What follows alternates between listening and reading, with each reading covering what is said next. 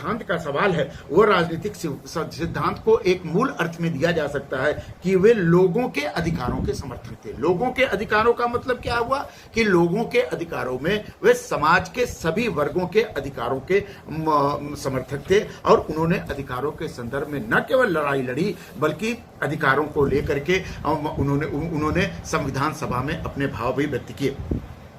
अंबेडकर एक ऐसे राजनीतिक चिंतक थे और समाज सुधारक थे जो राष्ट्रवादी भी थे। राष्ट्र के प्रति उनके मन में अपूर्व चेतना थी। राष्ट्र को एक नव भारत के रूप में स्थापित करना चाहते थे। राष्ट्रीय निर्माण के संदर्भ में उनका नेहरू से कई अर्थों में मतभेद भी हुआ, लेकिन किसी चीज के निर्माण में मत विभिन्नता होती रहती है। अंबेडकर ने नेहरू का भी सम्मान किया, अंबेडकर ने गांधी का भी सम्मान किया, अंबेडकर ने भारत में प्रचलित सभी व्यवस्थाओं का सम्मान किया। अंबेडकर ने वेद का बहुत अध्ययन किया। वेद का अध्ययन करके उन्होंने जाति व्यवस्था को समझने का प्रयास किया। कौन शूद्र है इस पर उन्होंने व्याख्यान दिए। शूद्रों की उन्होंने परिभाषा दी और शूद्रों के परिभाषा करके उन्होंने शूद्र को व्यापक हिंदू समाज का एक अंग माना।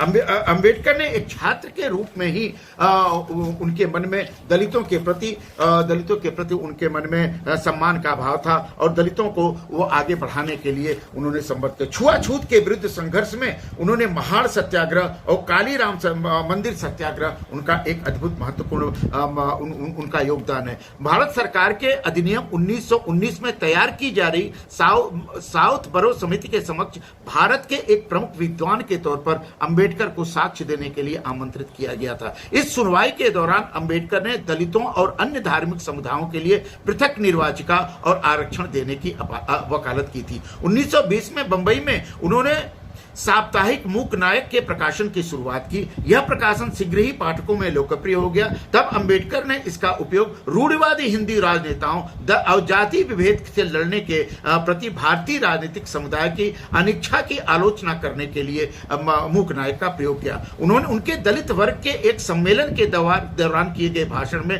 कोल्हापुर राज्य के स्थानीय शासक शाहू चतुर्थ को बहुत प्रभावित किया, जिनका अंबेडकर के साथ भोजन कराना रूढ़िवादी समाज के लिए एक सबक के रूप में था। बॉम्बे हाई कोर्ट में विधि का अभ्यास करते हुए उन्होंने अछूतों की शिक्षा को बढ़ावा देने और उनको ऊपर उठाने के प्रयास किए। उनका पहला संगठित प्रयास केंद्रीय संस्था बहिष्कृत हितकारिणी सभा की स्थापना था, जिसका उद्देश्य शिक्षा और सामाजिक आर्थिक सुधारों को बढ़ावा देने के साथ साथ अवसादग्रस्त वर्गों के रूप में संदर्भित बहिष्कार के कल्याण करने के भाव को आगे बढ़ाना था। दलित अधिकारों की रक्षा के लिए उन्होंने मूक नायक, बहिष्कृत भारत, समता, प्रबुद्ध भारत और जनता जैसी 5 पत्रिकाएं निकाली। इन पत्रिकाओं के माध्यम से बार बार उन्होंने अछूतों के, दलितों के अधिकारों का समर्थन किया। इन पत्रिकाओं के माध्यम से उन्होंने महिला अधिकारों, महिला शिक्षा का समर्थन किया। इन पत्रिकाओं के माध्यम से उन्होंने श्रमिक और किसानों की बेहतरी के लिए काम करने का उपयोग किया।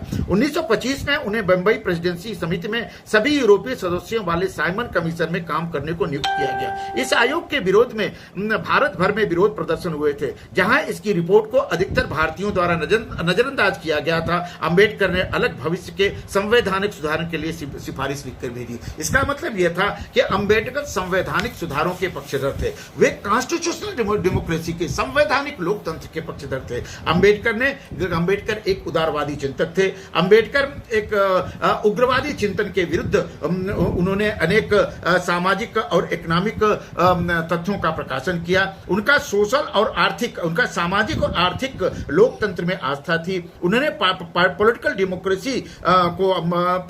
डेमोक्रेसी के प्रति अपने विचार व्यक्त किए। राजनीतिक डेमोक्रेसी के रूप में उन्होंने राजनीति के द्वारा दलितों को आगे बढ़ाने के लिए एक तरह से आरक्षण नीति का समर्थन किया। उन्होंने कहा कि समाज का जो पिछड़ा वर्ग है, जो वंचित वर्ग है, उस वंचित को अधिकार मिलने चाहिए, उनको आरक्षित करके उनको आगे बढ़ाना चाहिए। और यही झलक उनको संविधान में देखने को मिली।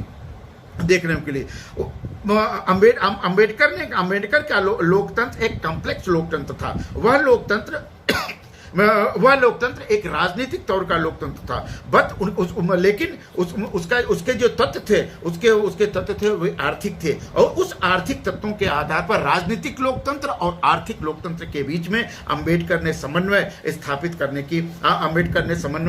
करने की बात की। अंबेडकर का सामाजिक न्याय उनके सिद्धांत पक्ष का एक महत्वपूर्ण पक्ष है। सामाजिक न्याय के संदर्भ में उन्होंने अपने अनेक विचार व्यक्त किए। अंबेडकर ने सामाजिक न्याय को न केवल आगे बढ़ाया, बल्कि सामाजिक न्याय के आधार पर उन्होंने भारतीय संविधान की रक्षा की, भारतीय संविधान की रचना की। भारतीय संविधान को अंबेडकर के राजनीतिक चिंतन का एक महत्वपूर्ण मूल माना जाता है। उसका फंडामेंटल राइट, उसका मौलिक अधिकार, मौलिक कर्तव्य, उसके तमाम तरह के बाल शोषण का निषेध, नारी शोषण का निषेध,